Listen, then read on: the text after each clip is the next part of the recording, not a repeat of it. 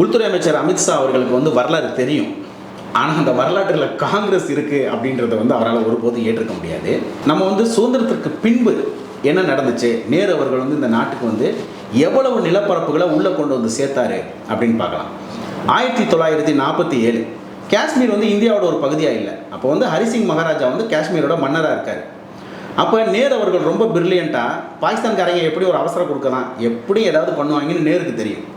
அவர் ரொம்ப பிரில்லியண்ட்டாக காத்திருக்கிறாரு. அதற்கான வாய்ப்பும் கிடைக்கிது. 1947 காஷ்மீரோட ஒரு அருமையான ஒரு ஒப்பந்தத்தை போட்டு இந்தியாவோட இணைக்கிறார்.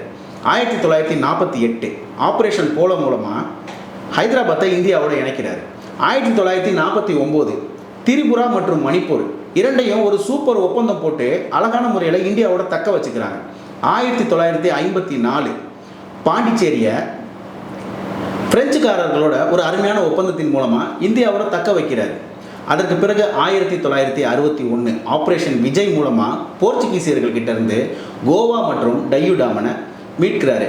கிட்டத்தட்ட நேரு என்ற ஒரு மாமனிதர் சுதந்திரத்திற்கு பிறகு இந்தியாவிற்கு கொண்டு சேர்த்த மொத்த நிலப்பரப்பு எவ்வளோன்னு பார்த்தீங்கன்னா 4.8 சதுர கிலோமீட்டர் நிலப்பரப்பை நேரு என்ற மாமனிதர் இந்த இந்தியாவிற்கு சுதந்திரத்திற்கு பிறகு பெற்றுக் கொடுத்திருக்கிறாரு.